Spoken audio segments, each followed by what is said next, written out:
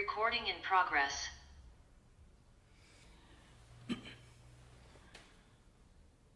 Om Sthapakaya cha dharmasya sarvadharmaswarupine Avataravarishthaya Ramakrishnaya te namaha Sruti Smriti Purananam Alayam Karunalayam Namami Bhagavat Padam Shankaram Lokashankaram.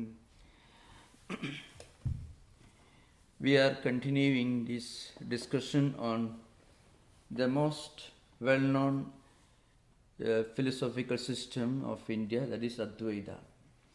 And as we discussed earlier, different traditions of the canonical literature of Indian philosophy, also with special difference to Advaita Vedanta.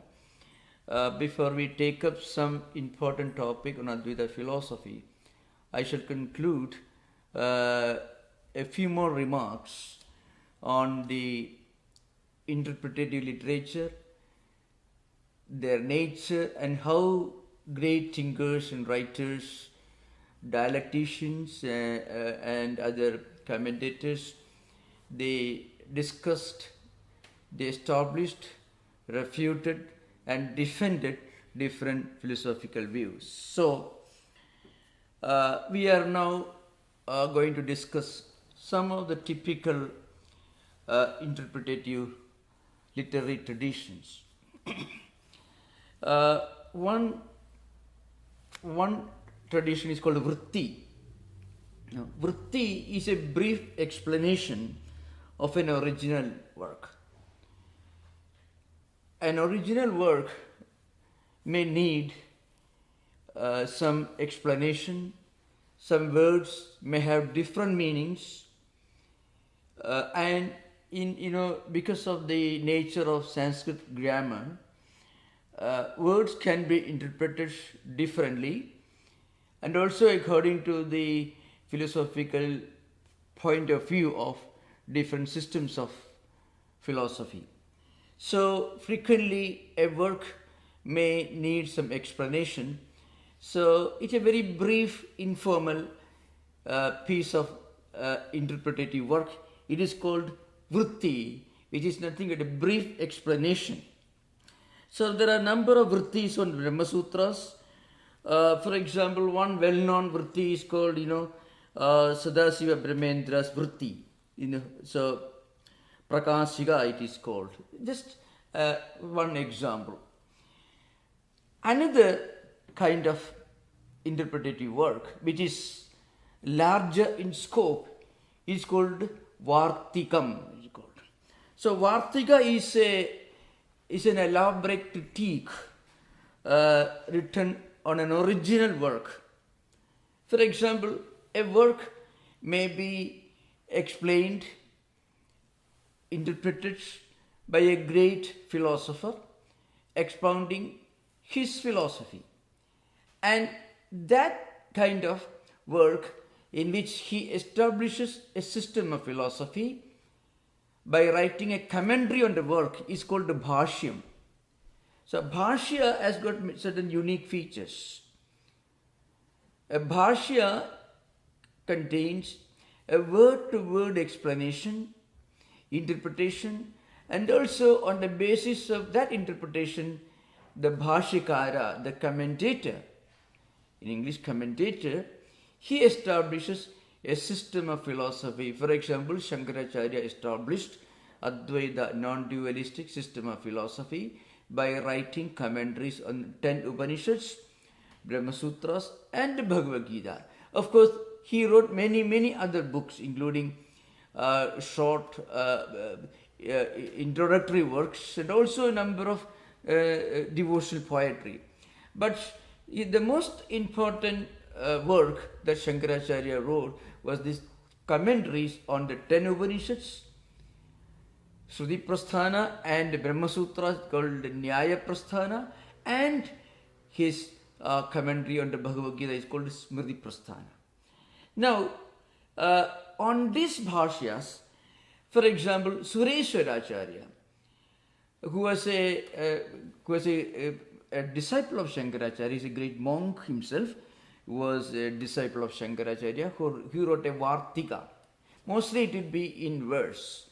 He wrote a Vartikam on Shankaracharya's commentary on Brihadaranyaka Upanishad. It's called Brihadaranyaka Upanishad Bhashya Vartikam. So it's a super commentary, a commentary on another commentary. Now remember, in some literary tradition there will be commentaries upon commentaries upon commentaries. I remember, you should always remember, we are now entering a realm of intellectual exercise which may not be very entertaining, but as I mentioned on many occasions earlier, this age needs a discussion on the grand philosophical heritage of humanity.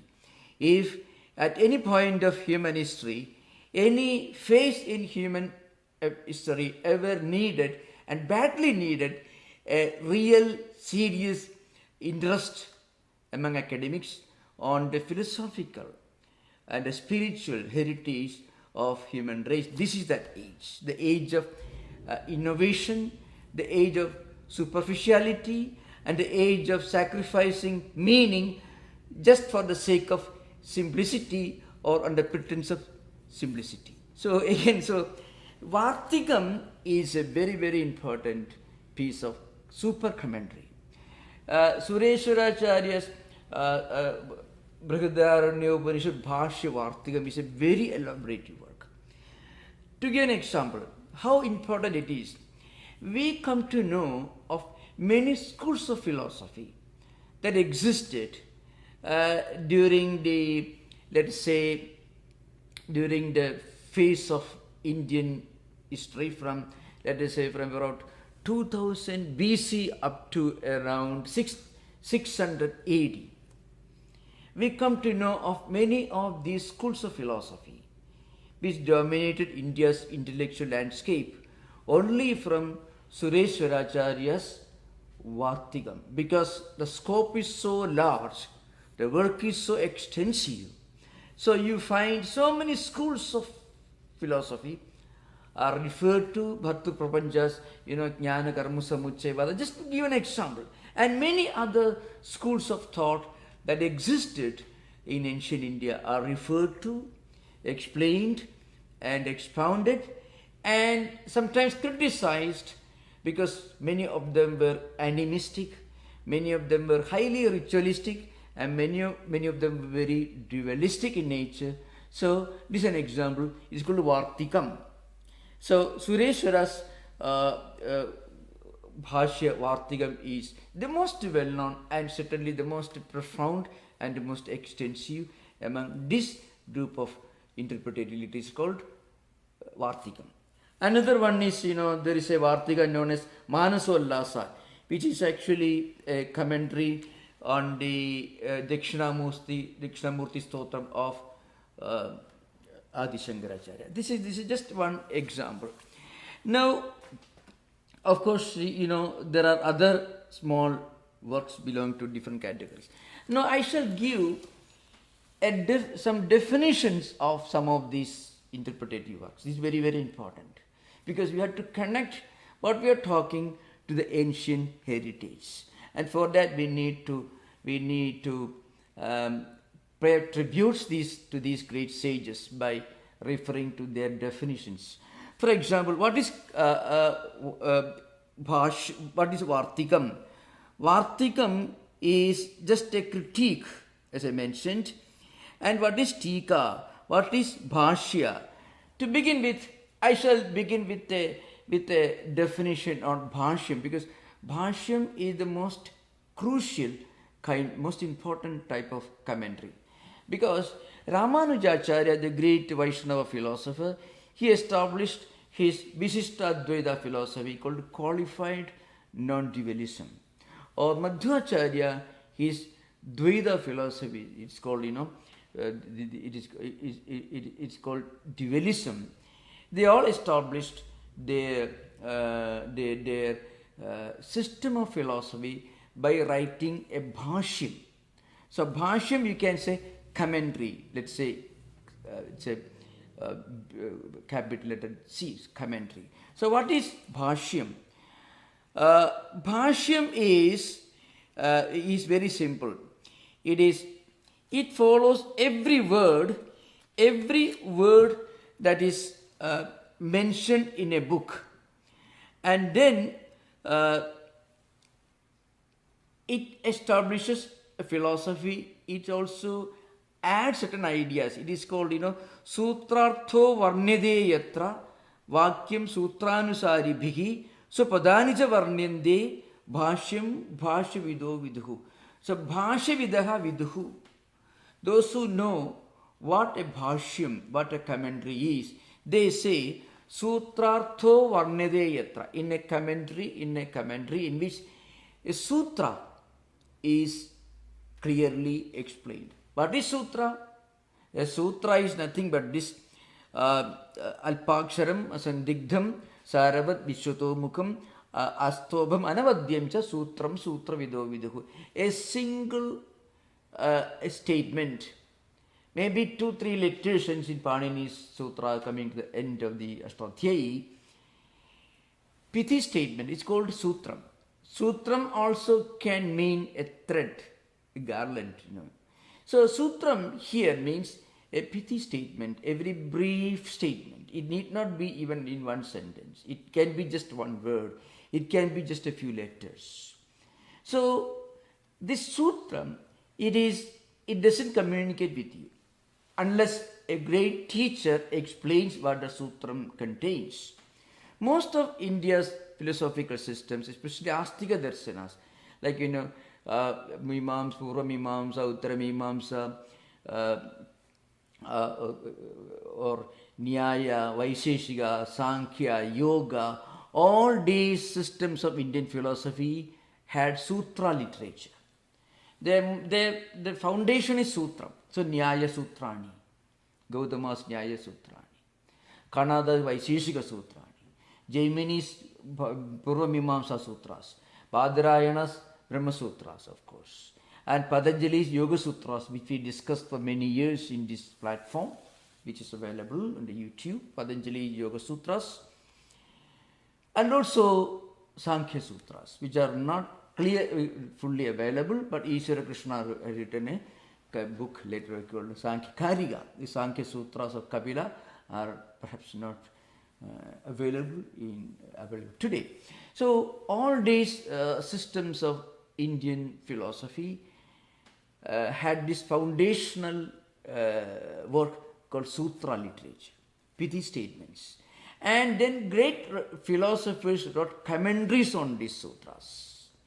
And other great philosophers who come in the lineage, they wrote super commentaries on the sutras. It went on like that. Another, what is sutra? It should be small statement. It should be self-contained. Once it is explained, it is self-complete. It won't leave any doubt. It can contain a lot of meaning and implications. Or samshiptasya apyato aseva vakyasya arthagiriyasakam suvistaradara vachyo bhashyabhuda bhavantivi. So a bhashyam is nothing but a great commentary written on these sutras. So we have already covered bhashyam, sutram, vritti and vartika. Then there is another kind of small little work, like a gloss. It's called tippani. Sometimes you find in well-known, for example, Plato's Republic, there will be in the standard editions, there will be extensive notes, frequently referring to Neoplatonist philosophers and frequently referring to Augustine, how he was influenced by Neoplatonism and of course the Greek thought. So you can find a lot of interconnections. For that it may require a gloss. It's called tippani. So these are different types of interpretative works on different schools of philosophy. Then of course there are other books called Prakriya Granthas, with actually they deal with the methodology involved in these books. Then there is another group of books called Siddhi Granthas, means Those books are called Siddhis. For example, the most profound work in the Siddhi category is Advaita Siddhi, which we are actually going to discuss today when we discuss today's important topic, which is an important topic in Vedanta called Mithyatva, mean definitions of Mithyatva. Advaita Siddhi, Naishkarma Siddhi, all these are different examples of Swarajya Siddhi, Gangadharendra, these are some of the books which belong to the interpretative literature. Now, what did Indian philosophers do with the help of all these books? They dealt with different views of different schools of philosophy. For example, Sankhyas, they believed in Parinamavada, which means a kind of evolution theory. They believed that there are two fundamental categories. One is Purusha, the other is Prakriti. Purusha is self-effulgent but not involved in the evolution. Prakriti is not self-effulgent, it is not effulgent, but the entire creation, phenomenal world, also our mind, our intellect, our senses, these are all different evolutes of this Prakriti or Pradhana. This is a kind of evolutionism in Indian thought system. Now, this is one view. Now, Shankaracharya in his books, he refused these views. Don't ever imagine that they were fighting and quarreling. That is an important thing. All of them were enlightened sages. This is an important thing. Sometimes people ask this question, if Advaita is true, then why should Shankaracharya say other things are wrong? He is not saying that.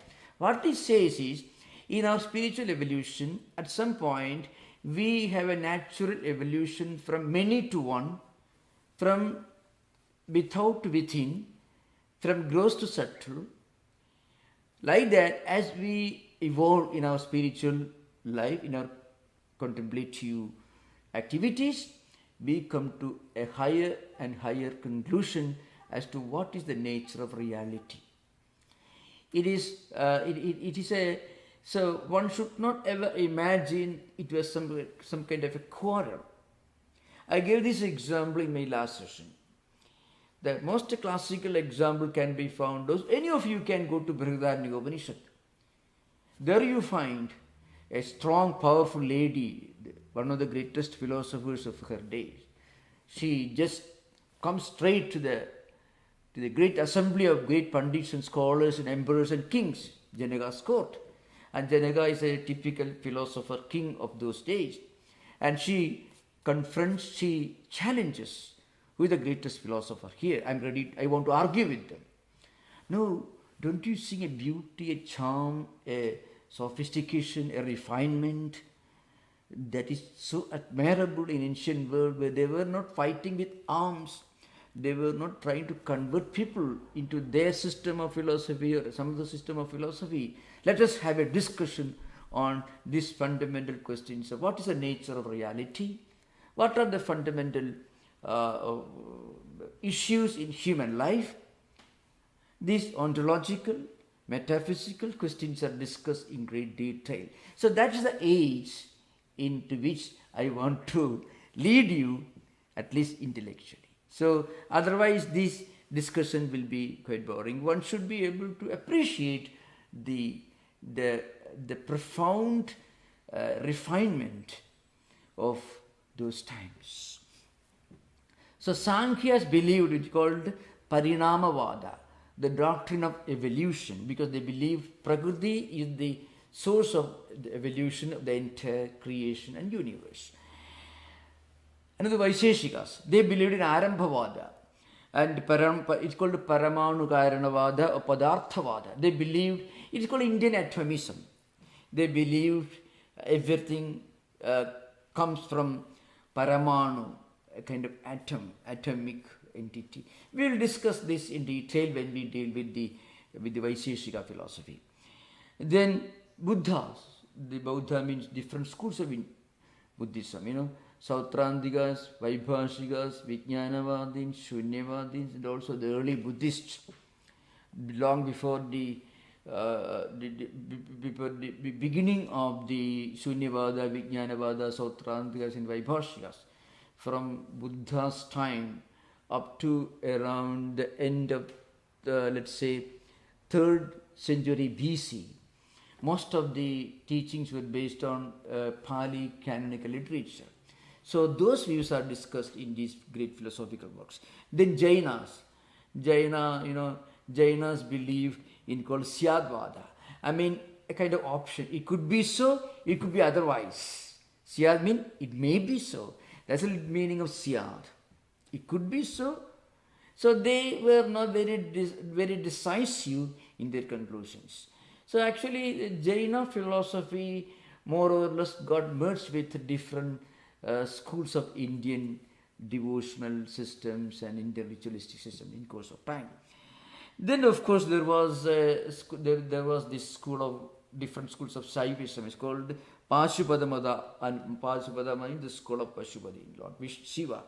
They believed that Ishvara, God, is the ultimate cause of everything. More or less the popular views of Abrahamic traditions. But Advaitins believed in what we called Brahma Nimitta Upadana Karana. Means Nimitta Karana. Nimitta Karana in modern, you can say, efficient cause. Upadana Karana means material cause. For example, if you're talking about a pot, the clay or the mud is the material cause, out of which the pot maker, who is the efficient cause, is made. And there are many auxiliary causes. A pot maker may use carriages, horse carriages to bring clay from a place to his place, and then he may need other auxiliary factors. So these are secondary. So the efficient cause and material cause of the whole existence is Brahman. This is the view of Shankaracharya. So, of course, then there are, of course, I already mentioned, there were the Indian materialists, Charvakas. They believed in Sankhadavada. Everything is a complex mechanism. And of course, there were different views with regard to Mimamsakas, ritualists. There were two schools of Mimamsaka, Prabhagara and Bhatta, Kumarila Bhatta, and the junior contemporary Prabhagara. So all these we will discuss in course of time. Now we are coming to the topic today. Now, to give an example, how a great Advaitic doctrine is expounded, defended, refuted, and again defended, and this chain of this chain of intellectual warfare extends over several centuries. This is an interesting scene. Now, we are going to discuss just one important book, and apparently it is the most important dialectical work written during post-Shankarite period. So I shall give an example. Shankaracharya lived from 778 to 810 or 788 to 820, 32 years. After he passed away, a number of great philosophers emerged and wrote books expounding his views. What is the nature of Brahman? What is Mithya? Brahma Satyam Jagan Mithya Jivo Brahmaiva Napara. This is the Sanskrit statement, like a slogan in Advaita. What it means? There is only one absolute reality, unchanging, absolute reality that never changes, that remains the same, that is comprehended and recognized and as unchanging during the three states of awareness, during waking state, dream state, and deep sleep state. That is Brahman. And that is the efficient cause of this world. That is also the material cause of this world. Because the world is nothing but Brahman. But not as world. When you look at this world without using these glasses, the prism of name and form, that is the same as Brahman. On the other hand, when we look at this world as a phenomenal entity, which is manifold, which is a composition of name and form, then it is this world. Now, the point is, we look at this world and think it is real because we don't understand that it is mithya. So what is mithya? Mithya is something that we consider to be real till we get spiritual enlightenment. An example can be given. A piece of rope lying in a room which is not well lighted. That piece of rope can be mistaken in 4 different ways according to Vedantic scholars. A piece of rope may be somewhat dark in color. It may be somewhat curved. It may, and a person who has seen a snake the previous day or sometime earlier in a forest or zoo may superimpose the shape and color of a snake on that rope because the rope looks like the snake that he has seen in the zoo or in the forest the previous day. So this is called adhyasa, superimposition. Now, when we bring light, the snake idea disappears and we find it is the same entity, but now it is recognized to be a piece of rope. Rajusapapranti it is called. Now,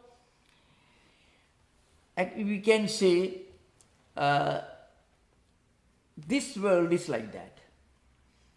This world is not in reality different from Brahman, but it appears to be different from Brahman. It appears to be real because we look upon it and we interpret it in terms of names and forms.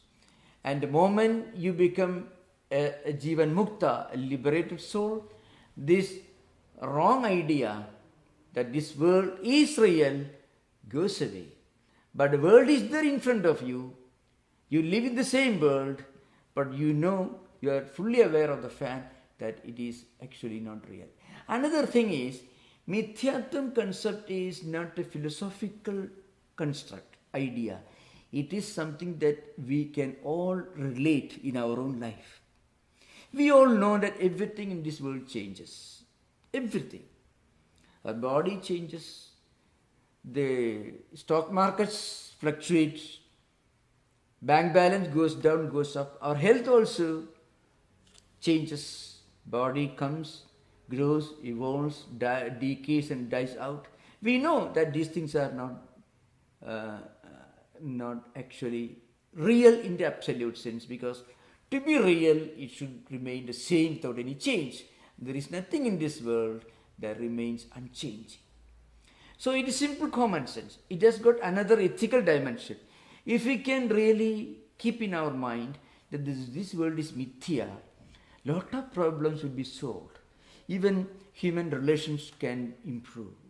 Hatred, jealousy, problems, quarrels, greed, all these things can be reduced if we keep in mind that this world, as we find, is not a big deal. It's not the only reality in this world. It is something changing that comes and goes. Because behind every feeling of greed, there is the wrong notion that money can give us everything. Money is everything. And money is eternal. Or the joy that money can bring is eternal. That is the psychological explanation for greed, violence, our tendency to dominate others. Power is everything. Power is eternal. The joy that power gives is eternal. So we are actually superimposing permanence on something which is obviously impermanent. We may know intellectually it is impermanent. Everyone knows. But that intellectual awareness doesn't help us. And Vedanta or the Doctrine of Mithya that only tells you, gives a philosophical and spiritual superstructure to something that we all know, we all ought to know, but we frequently forget, and as a result we suffer. That is the importance of the concept of Mithyatum. Now, remember, during this period of post-Shankarite period, I mean, let's say from 8th century, late 8th century, let's say 9th century up to around 17th century, a number of philosophers emerged in India on different, on different sides, taking different philosophical views.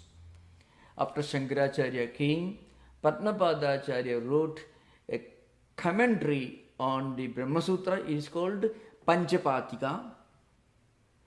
And another saint, they were all monks and they were also saints.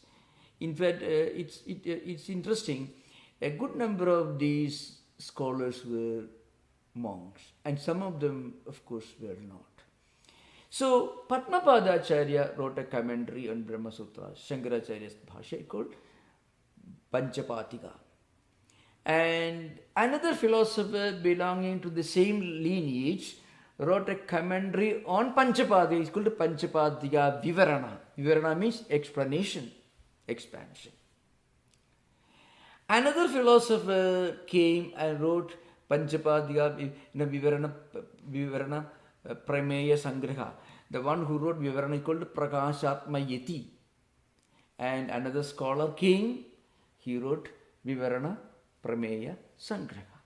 Like that, interpretative literature went on like this.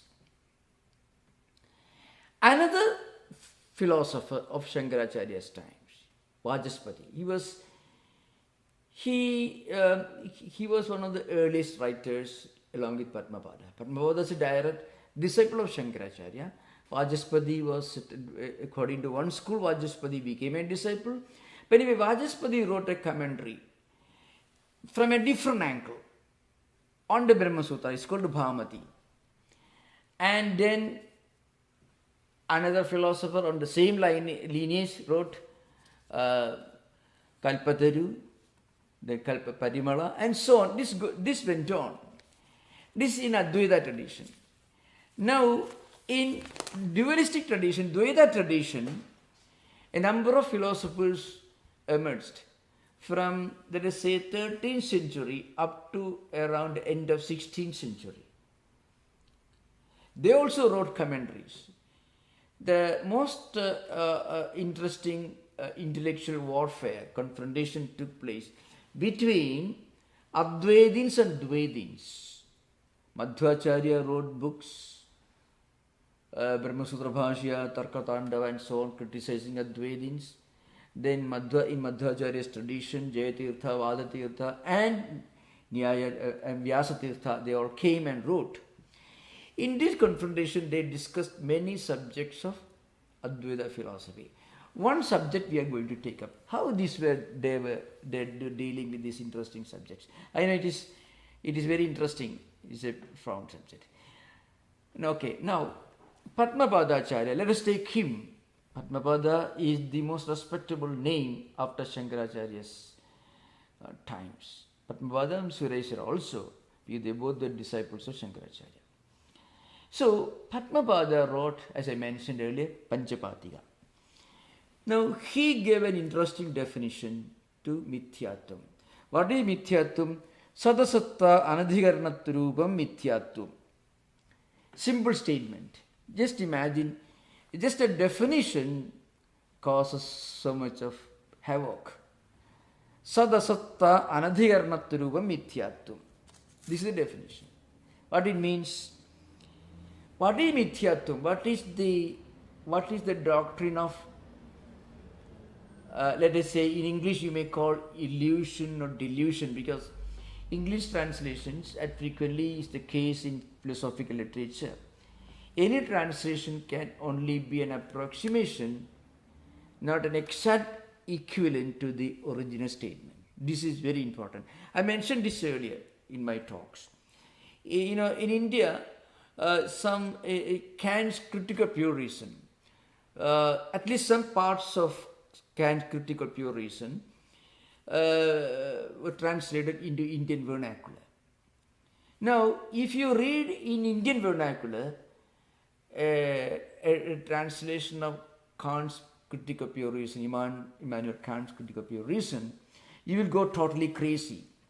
Because the Indian vernacular cannot really reproduce or translate what Kant really meant.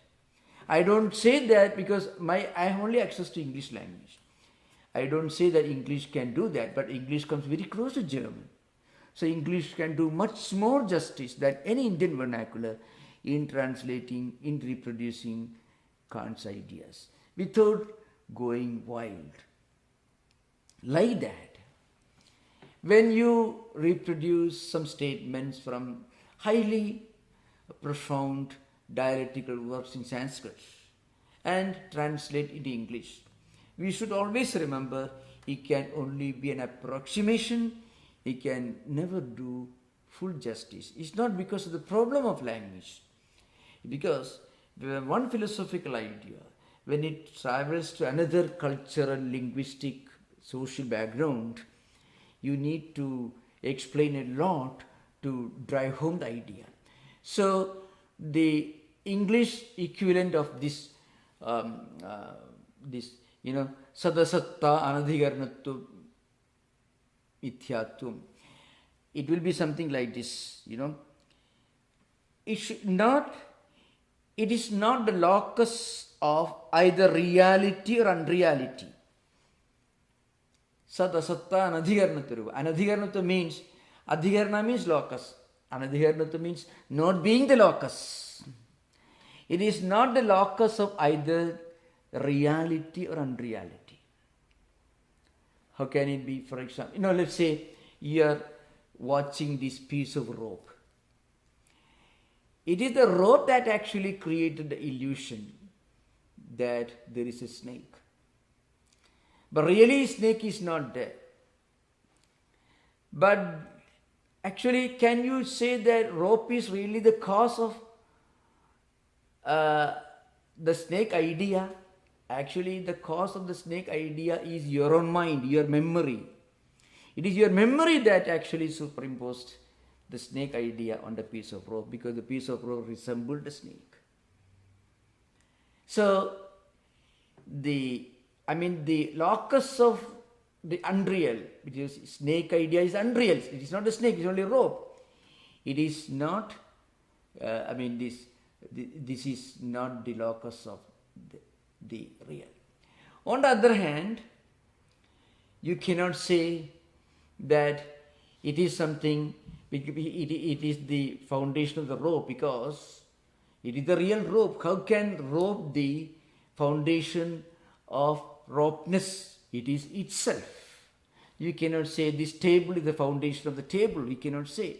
So it is not the locus of either reality or unreality. Well, you can say it is indescribable. Something which cannot be called real, because if it is real, it will not change. But it is not unreal in the absolute sense, because if it is unreal, it will never even appear there. So this world is mithya, because the world is not real. The world is the locus. The world is not real. Why? If you are real, the world should always remain the same. If the world is unreal in the absolute sense, then we won't be living in this world. We won't be interacting with this world. We interact with the mountains, rivers, valleys which constitute the world. So we cannot say it is totally unreal. But it cannot be real in the absolute sense, because what is real should remain the same without any change. You cannot say the world remains unchanging. At the same time, you cannot say the world is totally unreal. So it is neither real in the absolute sense, it is neither unreal in the absolute sense. It is indescribable. So the meaning of this definition is, this world is mithya, or mithyatvam is non-definability or indescribability. Now remember, I think I shall finish quickly today because this is a bit intricate argument.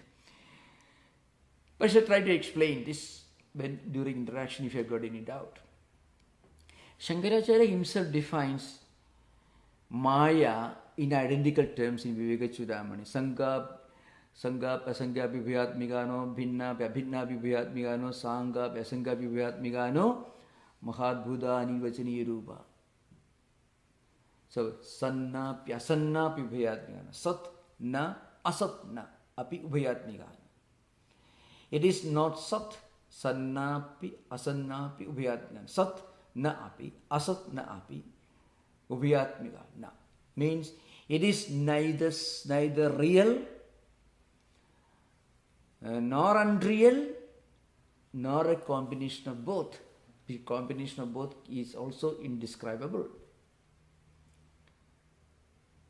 Again, it is neither without parts or with parts or a combination of both. It is neither different nor non-different or a combination of both. In the Vivekachudamani, the last pada of this verse, Sannapya Asannapi Vyatmigano, etc.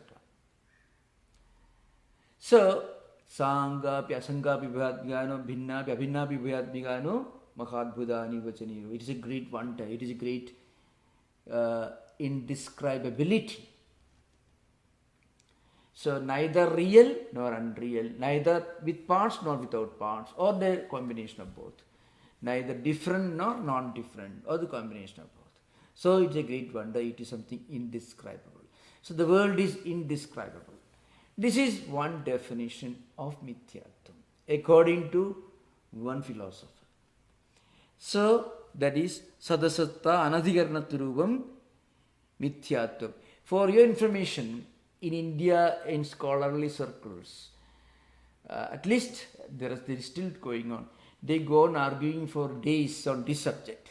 It's called Vakyartha Sadas. Vakya means a statement, Artha means meaning, and go on fight. But remember, a very polite statement. Of course, it will be mostly in Sanskrit. So, well, you had to go to, let's say, 3rd century, 4th century BC Greece to get a picture of this. You know, you saw men like Socrates, Plato and others sitting and discussing these subjects. So that gives a lift to human civilization, human refinement. Not always wondering about how we can make a few more extra dollars. Instead of that, let us discuss the nature of the world, nature of reality. That gives a sophistication, refinement, an elevation to human culture and civilization. So, it means the world is indescribable, because Sattva means Paramartha Vastu, remaining the same, Abhadhitatvam, not ever getting modified, unchanging. Asatva means the character of getting cancelled, character of getting modified, changing. So this world is neither absolutely real, because if it is absolutely real, it will be unchanging, and the world is not unchanging. And if absolutely unreal, then we will never talk about it. Do you know, we will never talk about anything that is absolutely unreal unless you want to be certified by psychiatrists. We can never really discuss or conceive or imagine or anything that is totally unreal. Interesting. Shankaracharya makes a statement. Prasaktasya ko nisheda prasaktasya ka prastavaha. Aprasaktasya ko nisheda aprasaktasya ko prastavaha. You know, what is obvious, we don't make a statement. And we cannot deny it either. No one can make a statement, this is San Francisco. It is obvious. And no one can deny the fact this is San Francisco. It's a prasakta means what is obvious. Well known to everyone. You don't make a statement. You don't go about telling your name is, don't say that. Or you don't make a statement, I have got 2 hands. obvious, you don't make a statement and you cannot deny it also. You don't say, I don't have two hands, you don't say. So what is obvious and what is totally inconceivable, we don't make a statement. That is about. So then we make a statement, this world is mithya. Why? Because there is a possibility that we may mistake this world to be real. But everyone, most of the people who are not enlightened spiritually may know intellectually this world is, and this world is not real in the absolute sense. But there is every chance that in our emotional life we behave as if this world is real. People collapse, they lose sleep when the stock markets collapse because they believe stock market should remain the same all their life. Business fails because they believe business should succeed all the time. People will be terribly shocked when they are told by the doctors that they have some illness, because they know, everyone knows intellectually, the body can never remain healthy all our life. One day it has to go away. At least when you are 100 years old, there will be some minor problems. But still, when we get that information that we have body some illness, we get the feeling. That's because unconsciously, without our being aware of it, we superimpose permanence on what is obviously impermanent. Therefore, Vedanta has to tell you, look here, this world is only relative, it is not real. That's why Shankaracharya shouted, Jagat Mithya. It is not that we are intellectually informed. We are taught, we are informed because we should translate this into our emotional life. And for that, this doctrine is of great relevance and importance. This is one definition. The second definition comes from a scholar, a saint, who wrote a commentary on Padmapada's Panchapadika. The book is called Panchapadika Vivarana. And the great scholar who wrote it was Prakashatmayati or Prakashatman. There is another scholar who lived in the 18th century, his name is Prakashananda, who is not such a prominent figure. Prakashatmayati is a very important name in one of the schools called Vivarana Prasthana Vedanta. He coming under the tradition of lineage of Padmapada. He wrote another book. It's called Panchapadika Vivarana. Vivarana means expansion, explanation. And he says, Pratipanno Badho Traikadika Nisheda Prayogitvam Mithyatvam. I mean, the world of multiplicity is for all times eternally negated in Brahman. So the point is,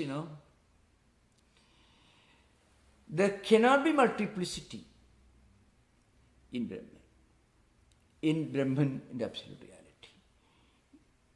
reality. He cannot say that there was multiplicity at one point of time and later went away. Now we can relate this into our familiar example before I conclude today. We'll continue this again.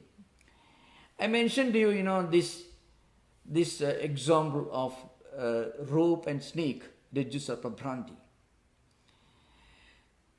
Again, think of the example, a semi-dark room, a rope lying on the floor, dark in color, somewhat curved.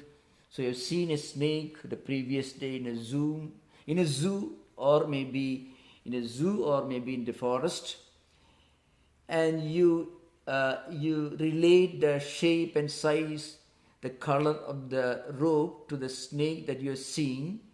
So you see the one side of the rope resembles the head of the snake you have seen in the forest yesterday. The other end of the rope resembles the tail of the snake that you saw in the forest yesterday. So the memory is like Smriti Rupa. It's called Adhyasa, means superimposition. Smriti Rupa means it functions as a memory. Memory, unless if you have forgotten all about seeing the snake the previous day, then you won't superimpose snake on the rope. Of course, there are other options given in Vedanta literature. Danda, Bhuchidra and Jaladhara. 3 other examples are given. The piece of rope can be mistaken to be a thin stream of water, a piece of stick, piece of wood, thin, and or maybe a crack on the floor, Bhuchidra. These are 3 other options. Whatever may be. Because you have seen a crack on the floor on some occasions, you have seen a thin stream of water which also resembles, which is similar to the shape of the piece of rope lying in front of you, or maybe a piece of stick or something. So the point is, when you bring light, all these wrong notions disappear. So what happens? You understand it is a piece of rope. But the snake did not exist in the rope before you saw it. Of course, obviously, the snake idea will go away as soon as you bring light. So it will not exist after bringing the light. But even when you mistook that rope to be a snake, then also the snake did not exist on the rope. Traikalika Nisheda Pradyogitam, the past, present and future.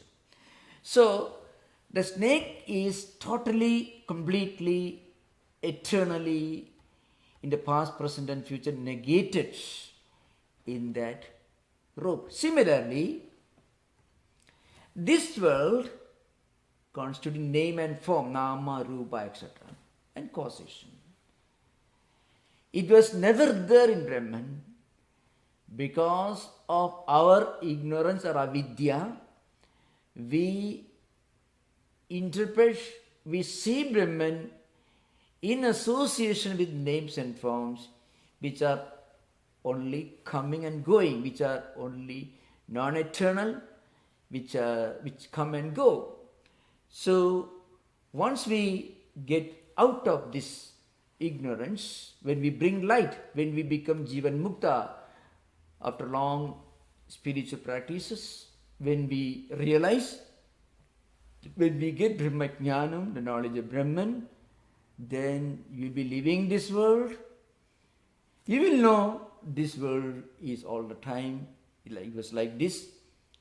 It is a changing phenomenon. It never remains the same. So you won't be shocked if the world or anything in this world changes. This is the implication of this statement. So this definition is very well known, is very famous. Pratipanno vado traikalika nishedha pradiyogittum mithyatvam. That is this. The multiplicity is for all time, the past and the present and future, eternally negated in Brahman. This is that. Anyway, we'll continue this, and you can have a close interaction for at least for some minutes. You can go back to the age of the great exchange of ideas. Okay. Thank you. Namaskar. Now we can have interaction. Most welcome. Yeah.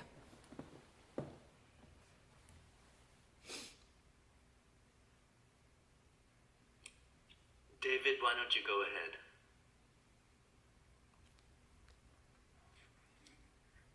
Swami, I have a question about that may not be relevant, but it seems to me that in Vedanta or in Hinduism in general, they dealt with the questions of empirical reality as well as the absolute, and with a real focus on, anubhati, personal experience. But in the West, it seems like philosophers almost exclusively dealt with empiricism, and almost never with the absolute, maybe with the exception of Plotinus or a few like that. Can you explain why the huge disparity? Yeah, first I would tell you something interesting. One of the oldest schools of Indian philosophy was a kind of cutthroat materialism. It was Charvaka philosophy. So it was yoga. It is they believed only in direct perception. Pratyaksha pramana is called, only direct perception. Whatever the senses and mind perceive, it only exists. They were materialist, in fact. As a compact philosophical system, it is very ancient. The Charvaka system of Lokayatana. Lokayatana means they believe the world alone is real. There's something called Lokayatika, different Charvaka philosophy. So they went beyond John Locke or J.S. Mill or Bentham in their emphasis on empiricism. So not only that, some of them even went as far as being Bohemians. So Lokayatika. So you have to remember, so Indian materialists also shared the same view. It is wrong to assume that Indian philosophy is obsessed with the transcendental ideas. That's not fully correct. Not fully correct. You have to remember. Often, what comes out of India is mostly the Vedantic ideas. That thanks to Swami Vivekananda, because the first great thinker, authentic voice that appeared in America from India was Vivekananda, and he was a missionary. He was a champion of Vedanta. So that, and also the great American or European thinkers got impressed by mostly Vedantic ideas. So most of the great writers, most of the great, like all the, whether you call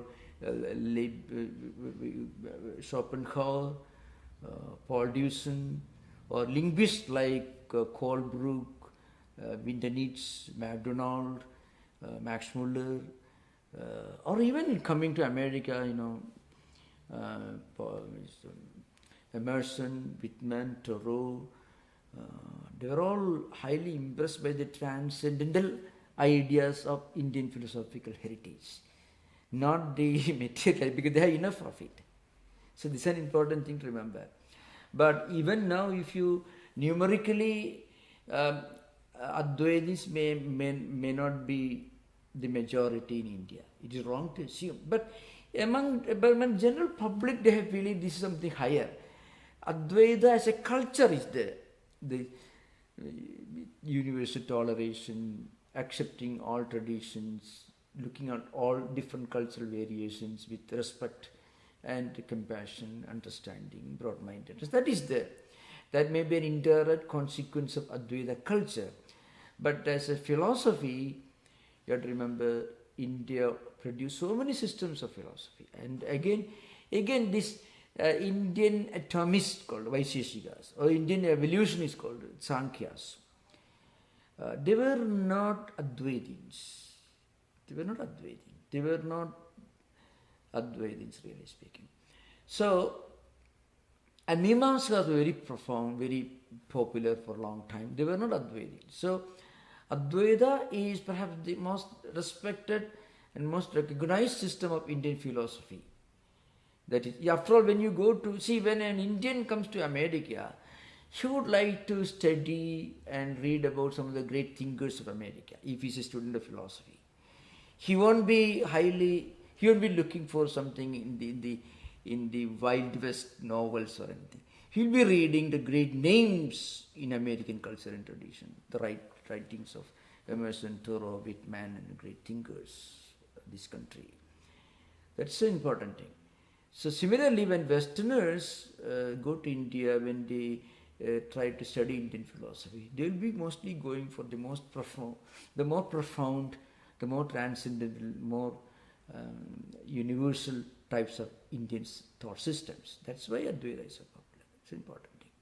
Empiricism was very much there in India, no doubt about it. Bohemian outlook was very much there for a long time. Utilitarianism also was there. After all, the Lokayatikas are all utilitarians and empiricists, no doubt about it. And in Western context, apart from Neoplatonism, Plotinus and others, you can also see Eckhart, so theologian, because Bertrand Russell in his History of Western Philosophy, he seems to produce, he had some kind of prejudice against theologians. So theologians are inferior to philosophers. That, I think that was practically as a result of a backlash against the stranglehold of theology over philosophy, which was the cause of the downfall of free thinking in Europe, right from Augustine's time to maybe the beginnings of Kant's time, you see. Theology dominated. So theologians had a domination. Independent thinking philosophers were not allowed to flourish so well. So as a backlash, you find modern great historians of Western philosophy, like Bertrand Russell, who is an important name for anyone who studies the history of Western philosophy. He may not recognize the great philosophers who are also great theologians. I don't think there was any greater thinker who were also a theologian than Eckhart, who was a profound philosopher, a thinker.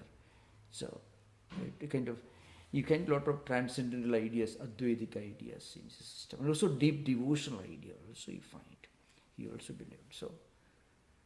So there was certainly a strong, higher transcendental thinking in Western world, but frequently, theology had this stranglehold on philosophy, right from Augustine up to maybe the arrival of Kant, the Enlightenment, Reformation, Renaissance, and independent thinking, which actually pushed back to theology.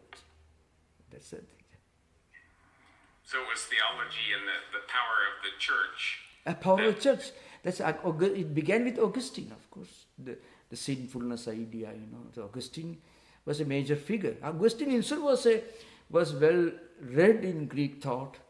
Yeah, Hippo. He himself had a very good philosophical background. He was a product of the Alexandrian intellectual traditions. So. Okay, thank you, Swami. Thank you. Very well, yeah. Thank you. I guess I'll call on myself with my hand up, and there are no questions on YouTube that I've seen. Yeah. Thank you, Maharaj. Thank you. Panorama of all that healthy discourse, magnificent, really. Here in the West, we see it in everything from seminaries to yeshivas but also in literary circles. The combat is somewhat fierce. Legal philosophers, but certainly these literary critics on the Upper West Side of Manhattan were ferocious with each other in a very healthy, beautiful way. Yeah. But the tapestry of the Indian philosophy is unique, of course. And one of the things that struck me from your address tonight was the idea that they coexisted, but in some cases they merged as schools. So you have both heterodoxy and you have the consistency of the lineage at the same time, which is absolutely remarkable. But the question I have goes right to the beginning of your class, when you said that there were schools, I think you associated with the Jaina philosophy, where they said it may be so. The certitude was not there on certain issues. Now, it's called Syadvada. I was going to ask you about the power of that, the power of not being certain all the time. Is it a weak position to say it may be so, or is it a strong position where it's appropriate? They were very compassionate, very non-violent, and very broad-minded. So they didn't, and also that system did not produce such profound dialectical works. See, in Advaita and with other systems, there were huge dialectical literature emerging from time to time.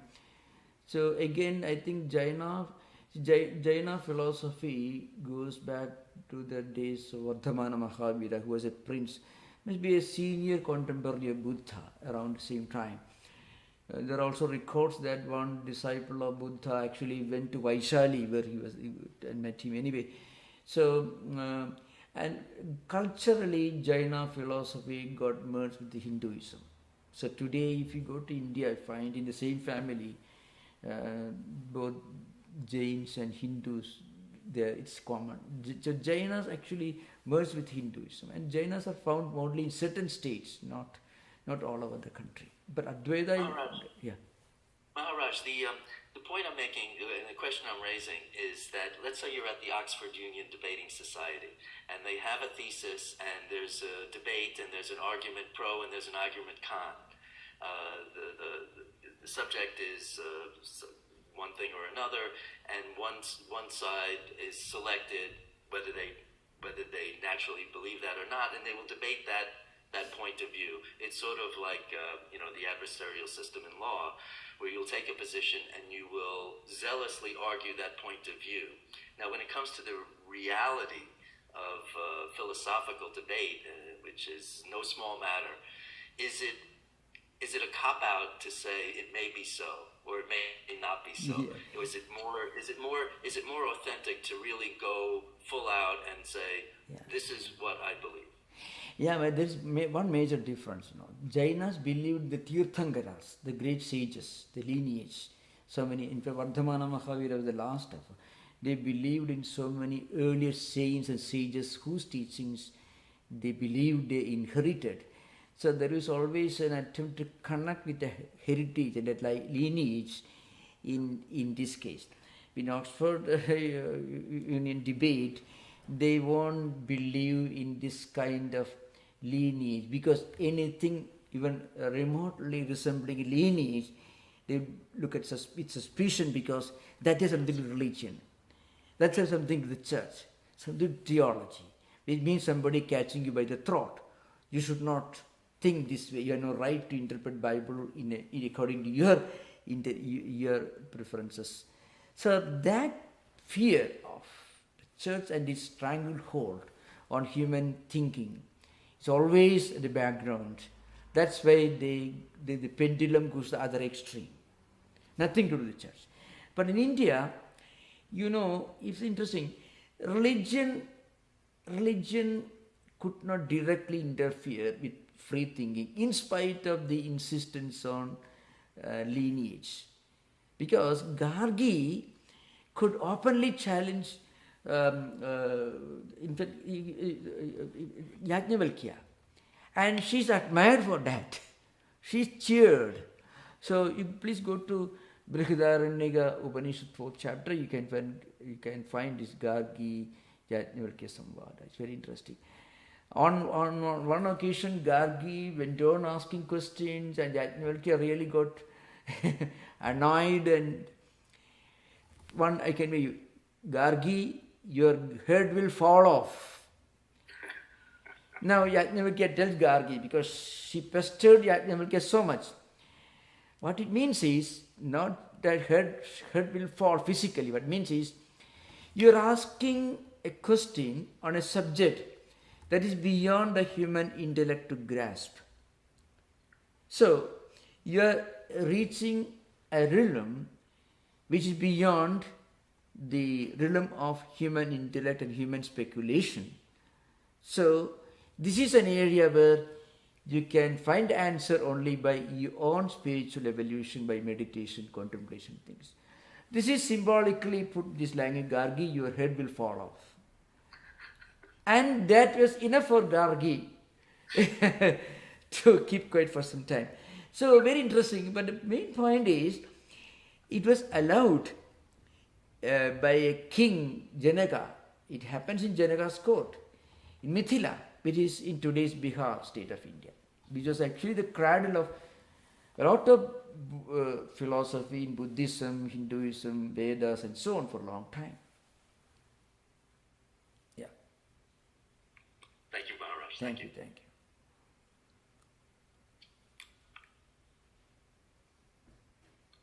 Yogi, I see your hand up, so I think... Yogi, most welcome, yeah. Pranam Maharaj. Yeah, Yogi, yeah.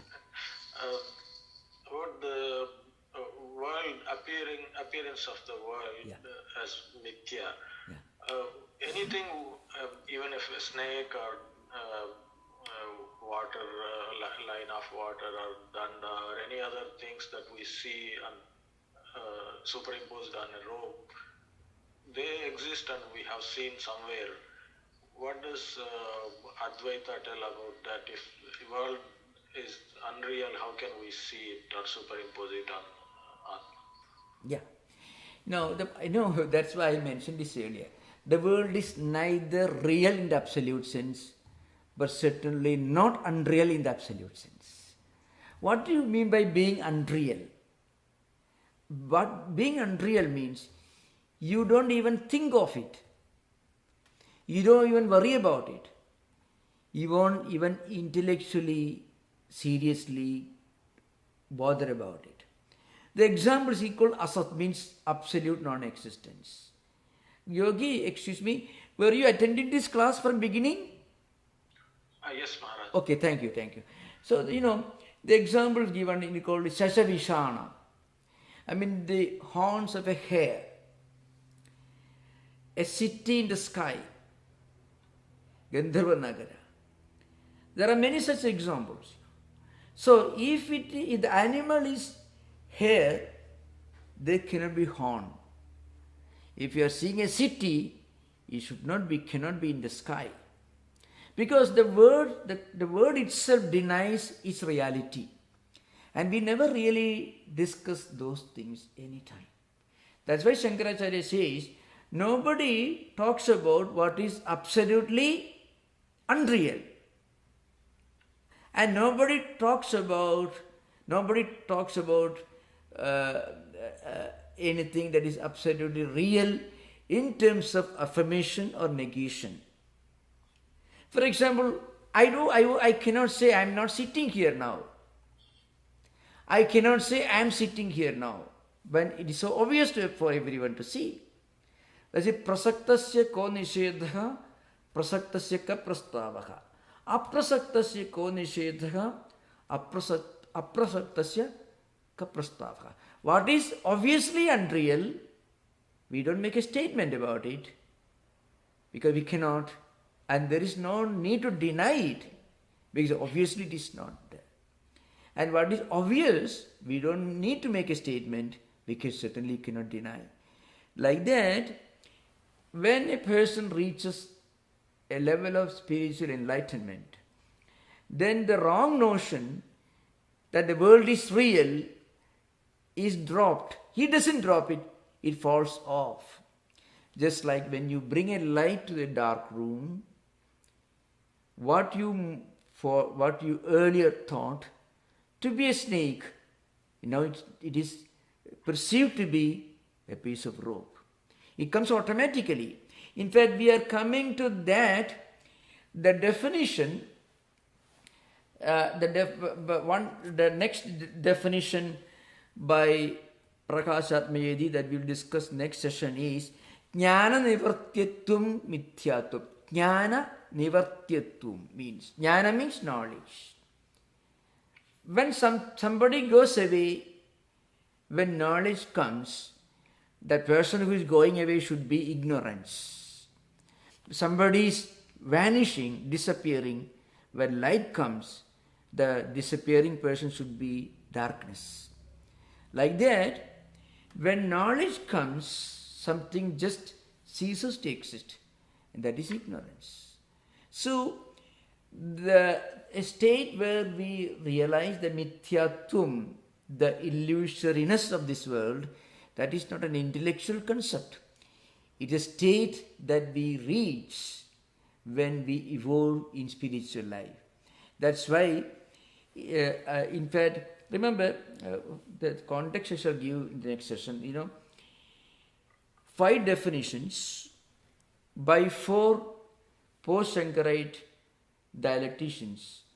One by Padmapada, that is Sadasattana Mithyatvam. The second one by Prakashanmayadi in Panchapadika Vivarana, that is Pratipanno Bhadu Traikadika Nisheta Pradiyogitvam Mithyatvam. And the third one is Jnana Nivartyatvam Mithyatvam. That is also Prakashanmayadi. The fourth one is Swasraya Nishtha Atyanta Bhava Pradiyogitvam Mithyatvam. That is by Chitsukacharya in Tattwapratipika. And the fifth one is by Ananda Bodha in his book Nyaya Deepavali Satvivektatva Nityatvam.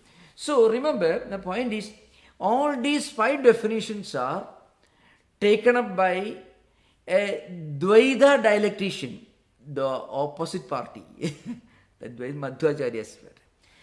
And he is one of the greatest thinkers of India, belonging to non-Advaita tradition. His name is Vyasatirtha or Vyasa Raja.